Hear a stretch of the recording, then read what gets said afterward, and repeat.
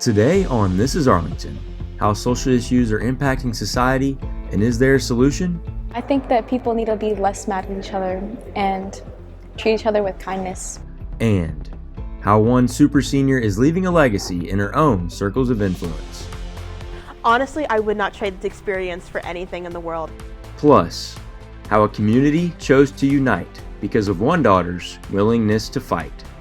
I think it was 2 or 3 doctors came in the room and basically told us, it was some form of cancer, her blood work was off, and there was a mass. All that and more on today's episode of This Is Arlington.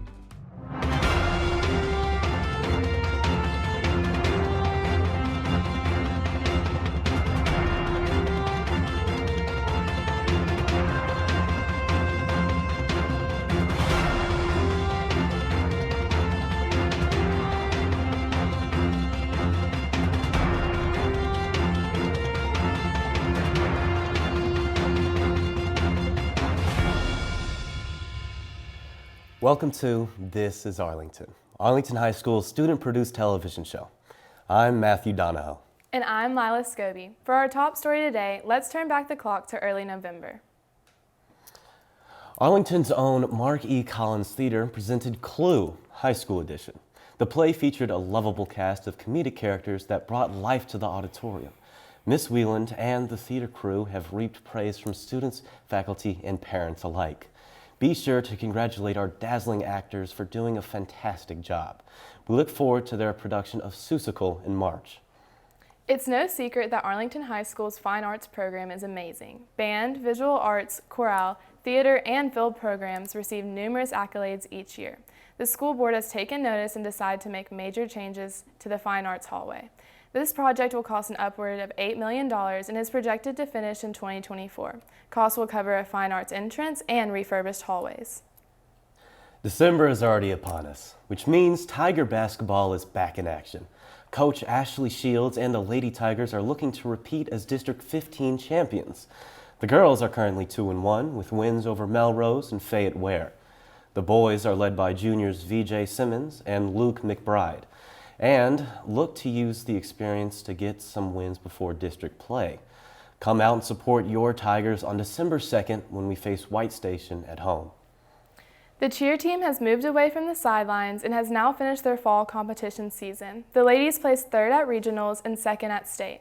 They will host a cheer showcase on December 10th to show how much hard work has paid off. In early February, the girls will move on to Orlando, Florida, where they will compete in nationals and world competitions. Another suspect has been charged in the murder of Memphis rapper Young Dolph. And a popular fast food restaurant is opening multiple locations across Shelby County. AHS Tiger Life reporter Noah Sershin has his updates on the MidSouth and across the nation.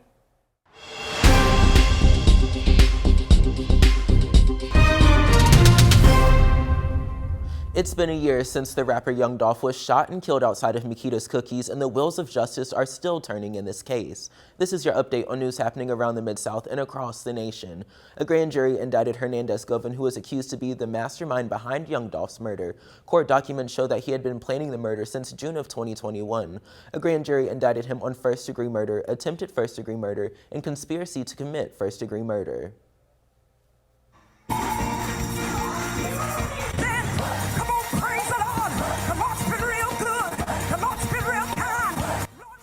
After worshiping for over 10 years outside of the state, the Saints are back in town. The Church of God in Christ held its 114th Holy Convocation at the Memphis Renaissance Convention Center. The convocation lasted 8 days, featuring numerous workshops and services. The Kojic Board had held the convocation in St. Louis for 11 years, as the city of Memphis was not able to accommodate the congregation's needs. According to Memphis Tourism, the Holy Convocation will have a total estimated impact of tens of millions for the city. Kojic's Economic Development Board opened its newest 20-unit affordable housing complex in the downtown area. They say that they hope to invest more in the community.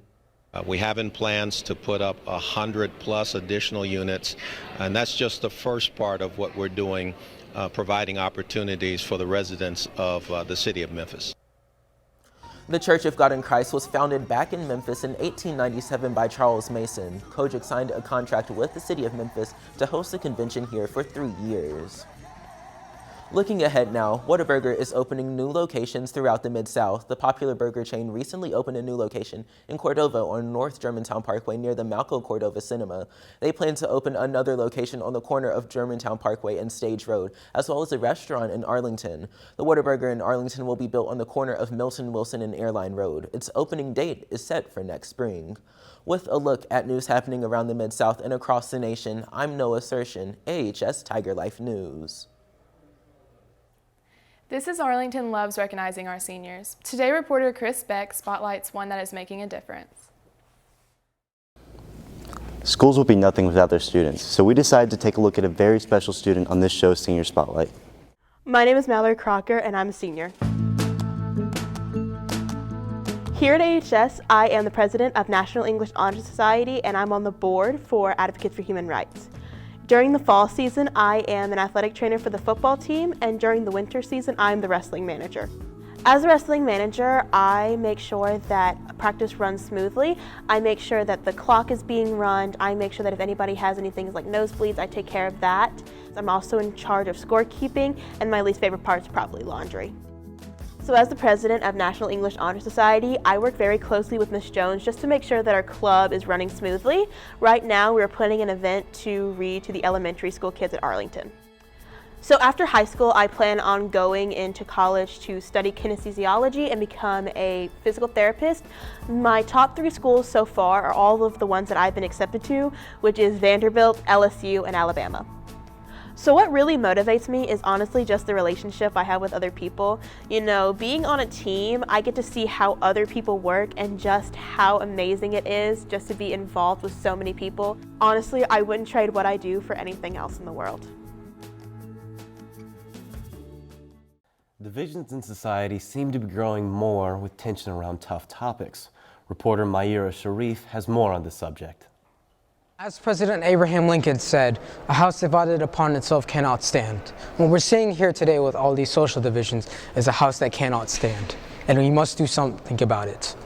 As a result, I have asked students from around the library what their thoughts are about these current social divisions we now face, and what potential solutions we can use to alleviate them.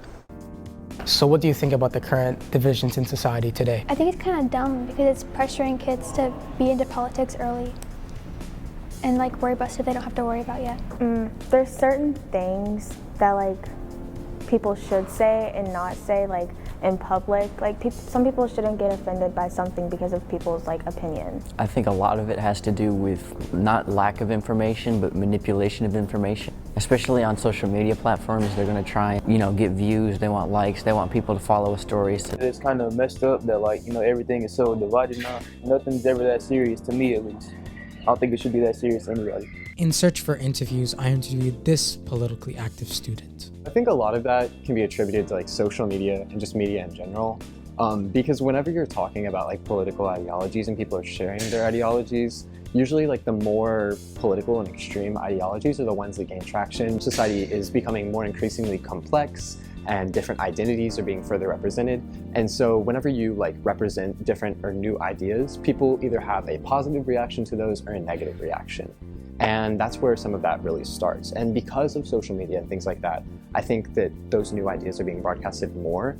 And so there's more to differ about. There's more to argue about. If people think that their bigoted ideology is correct because they've heard it's correct from other people, they may feel like they're not really a problem. So I definitely think that coming together and acknowledging our differences and kind of helping other people understand why they may be wrong or where they need to grow can really be helpful in our society advancing. Coach Tyler Poole has been hired as the interim head baseball coach. However, that is not his main focus. Family comes first. When the unexpected began occurring in the Poole family, this truth became more important than ever. Coach Tyler Poole is a family man. My relationship with Coach Poole is probably a father-son relationship. He's always looking after me. When he's not coaching baseball or teaching personal finance, he's at home with his wife Brittany and their 2 children. Paxton is 6. and Colby Kellen just turned 2. Paxton's very loud. He loves sports, but he's also very kind. He loves his sister. Colby Kellen is our sweet one, but she also has that fun, energetic side where she is constantly either running around the house or pestering Paxton. Last April, in the middle of baseball season, Coach Poole's life changed forever. And I remember I was sitting in my 3rd period class and I got a call from her daycare and it said, "You need to come pick up Colby Kellen. Her left side is protruding." And so I picked her up, I took her straight to Le Bonheur emergency room, and I knew something was wrong when they were doing the ultrasound, and the tech said, "Let me go get my supervisor." A few minutes later, the doctors came in and told us that she had a tumor, that it was neuroblastoma, and that it was cancer. So it was pretty tough right off the bat. I remember my first initial reaction was I turned super white, got nauseous, and was about to pass out. I think me and Tyler both, our first questions were, is this curable? Is she going to be okay? So within 4 hours, we had what we thought was a healthy baby to what we had as a cancer patient, and then we were at St. Jude for 14 days. Coach Poole had to take a step back from baseball season as Colby Kellen's fate was in question. It was sad. We said a long prayer in the locker room. There was a lot of tears from coaches and players, but it was just kind of, we left the field that day just in disbelief and seeing what we could do to help. We were just kind of like shook. We didn't really know what to think. We were all sad, and our hearts went out to Coach Poole and his family. Once we got to St. Jude, they've kind of pulled us in and calmed us down and let us know that she was going to be okay. We're at St. Jude about every probably 48 to 72 hours.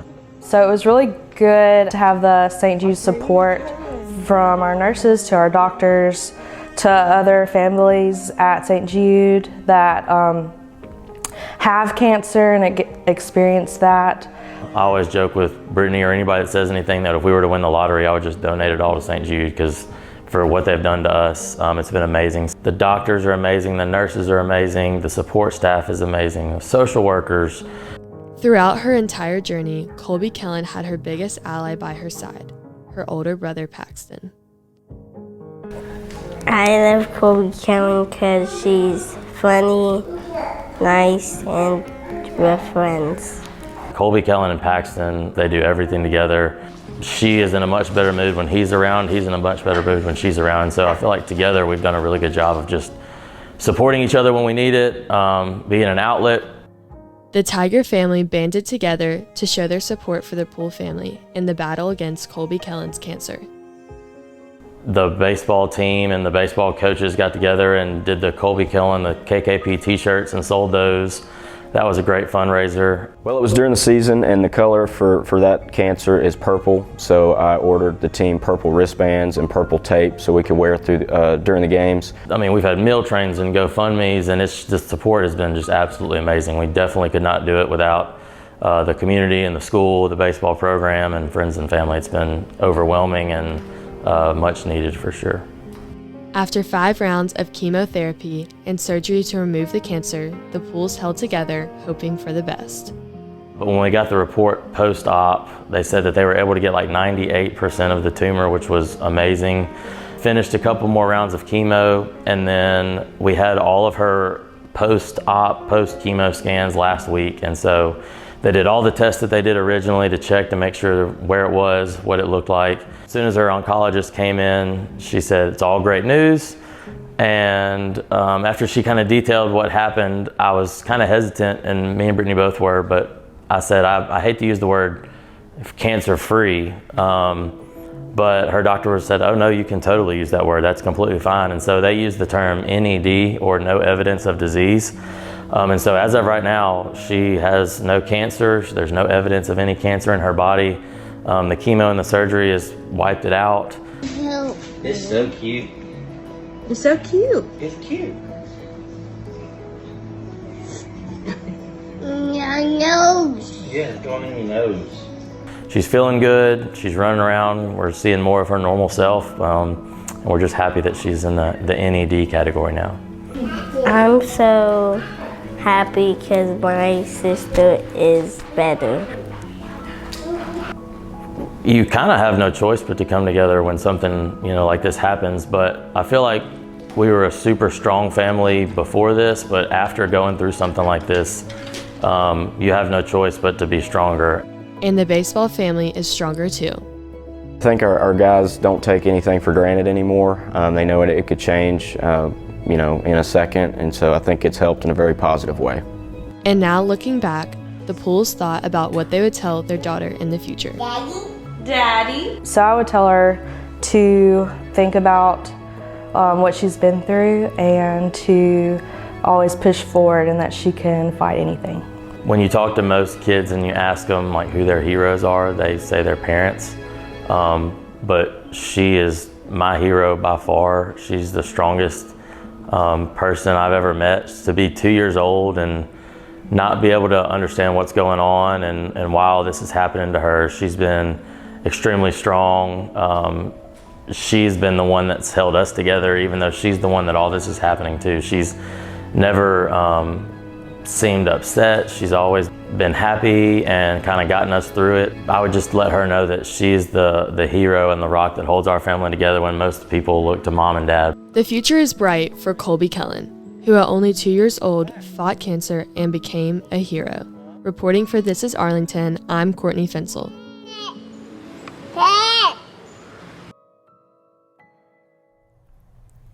So Courtney, I know you went to Coach Poole's house with me when we did the interview process. How would you say their family dynamic is at home? They were just like such an upbeat family. Like, I don't know, like you could tell like they were very lively and they're just like happy to be together. Like I feel like they have like a very good relationship and they were like very opening and they would like talk about everything with us. That's really sweet. Oh my gosh. So obviously, Coach Poole is a teacher here at AHS. Do you think it's affected how he's been around campus or like his teaching? I think like he's just still like such a happy person. Like whenever like I go into his class, like he's just so like welcoming and he like shows that he wants us to be there. Like I don't know, it's really sweet. That's nice. Yeah, that's awesome. He's also a really great baseball coach, and I know a lot of the teammates have been here for him and everything like that. How would you say he like talks to his team outside of school, inside of school, whenever you see him around? Well, like I know all of those players like really look up to him. Like they're always just like in his room, like just talking to him all the time. But like I think he's just like been a leader for them and like inspired them to like just stay strong like during the tough times. Mm-hmm. I mean, wow. I mean, he really seems like he's kind of like a father figure to his classmates and like his team for baseball. I mean, it seems really inspiring. No, he really is. Yeah, that's awesome. Well, I mean, that's just great. Thank you so much for coming on, and thank you for watching This Is Arlington. We hope you enjoyed the show. Turn on post notifications to see when the next This Is Arlington comes out. From all of us at AHS Tiger Life, goodbye, and we will see you next time.